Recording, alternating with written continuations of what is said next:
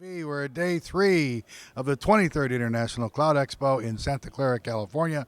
And we're joined now by Sazzala Reddy with Datrium, co-founder and CTO of the company. Thanks for joining us. Tell us, what do you do? Hey, good afternoon, Roger. So before I tell you what we do, let me just explain the problem a little bit. So if you go to any large enterprises or even a small enterprises, you see that the CIO and everybody above him wants the cloud-first strategy because they think it helps them move faster in the world, all that stuff, right?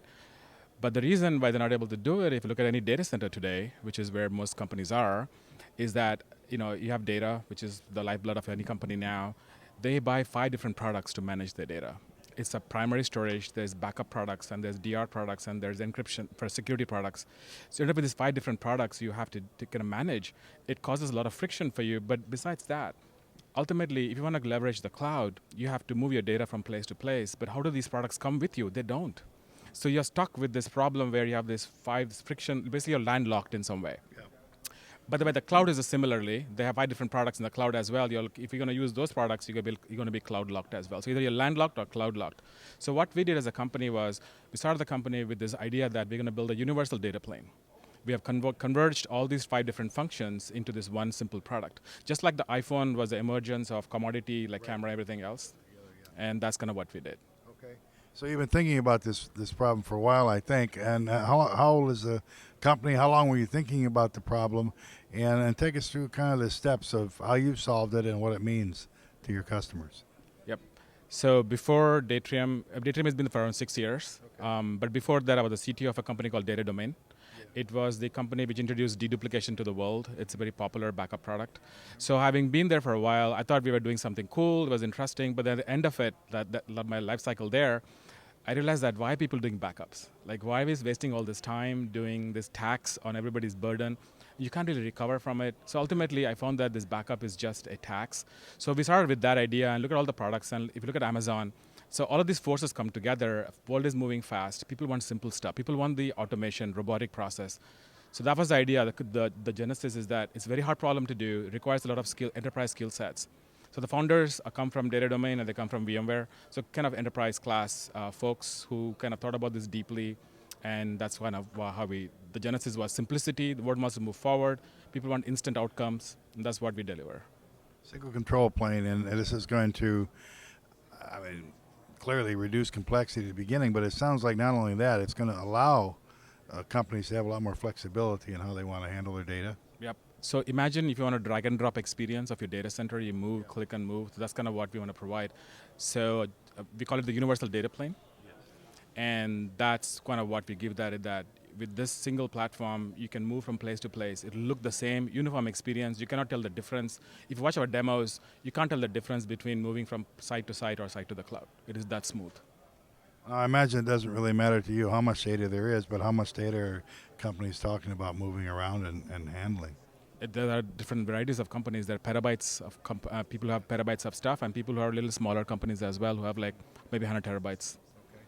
Yeah, that's interesting because I've been talking to a lot of people today, and you're like the 5th or 6th one who has told me that this is the sort of thing that smaller companies can use. So originally, when we took the name Cloud Expo 10, 11 years ago, early days of cloud computing, one of the promises was that you didn't have to be a giant company because you have the illusion of virtually unlimited resources. However, it's very complicated to do. There's a lot more complication, I think, that people thought. So therefore, early days, it seemed, from our point of view, mostly really big companies. But that's not the case. If it ever was the case, it's not the case for what you're doing for your customers. It's not the case because everybody aspires to, people don't think of cloud, there's no loyalty to cloud. Nobody believes that I love Amazon or I love Azure. They want to be able to leverage it as a second data center for themselves so that they don't have to kind of, if it's cheaper, faster for them, it's business decision, they're going to move that way. And we're going to help them kind of migrate and kind of move back and forth, whatever makes sense. Cheaper, faster, move fast. Now, look in the future, are things going to get more complex? Or again, is that really something that is a concern to you? So if you look at the Amazon's documentation, is like 10,000, 20,000 pages. I don't know how people are going to get used to that. I mean, it's just a lot of, so I think there's going to be an evolution in that space as well because people are not going to be, that's not moving fast. Yeah. it delights in developers because that's cool, but that's not how the world is going to operate in the near future. I believe there's going to be a need for an autonomous cloud at some point where you don't have to do nothing; it just works. At some point. And so it's the kind of thing that you can, and your colleagues can help drive forward. Are you thinking 2 or 3 years down the road? It's hard in a way. We've been thinking in internet time for a long time. Now in cloud time, sometimes that cloud time is really, really fast. Yeah, what used to be fast yesterday is slow today, for sure. So, because even we as a company are like, we put a lot of effort into autonomous data services. Like it's all just works. You have to do nothing to the system. The idea is that, one of our UX developers asked me, what should I think about UI? I said, you should think about no UI. That's the way to think about it, right? No UI is actually the ideal way where it just runs by itself. It's going to get there.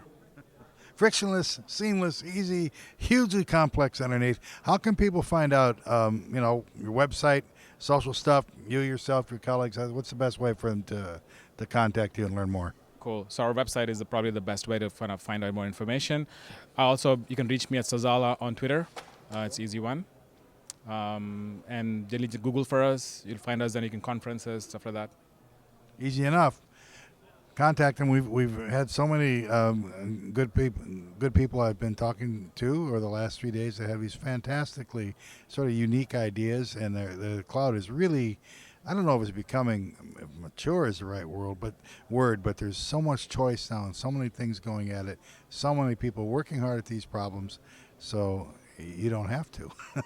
Thanks for joining us. Thanks for watching. For Cloud Expo TV, this is Roger Struckoff.